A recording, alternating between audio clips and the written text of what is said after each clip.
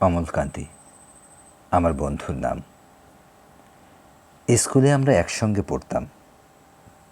রোজ দেরি করে স্কুলে আসতো, পড়া পারত না। শব্দরূপ জিজ্ঞেস করলে এমন অবাক হয়ে জানলার দিকে তাকিয়ে থাকতো যে দেখে ভারী কষ্ট হতো আমাদের। আমরা কেউ মাস্টার হতে চেয়েছিলাম, কেউ ডাক্তার, কেউ উকিল।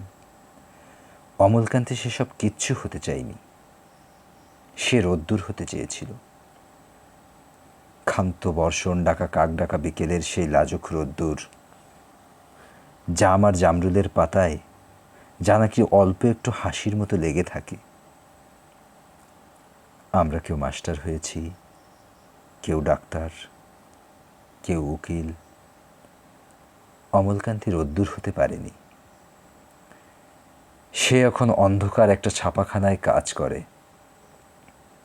মাঝে মাঝে আমার সঙ্গে দেখা করতে আসে, চা খায়, এটা ওটা গল্প করে, তারপর বলে, উঠি তাহলে। আমি ওকে দরজা পর্যন্ত এগিয়ে দিয়ে আসি। আমাদের মধ্যে যে এখন মাস্টারি করে, অনায়াসে সে ডাক্তার হতে পারত।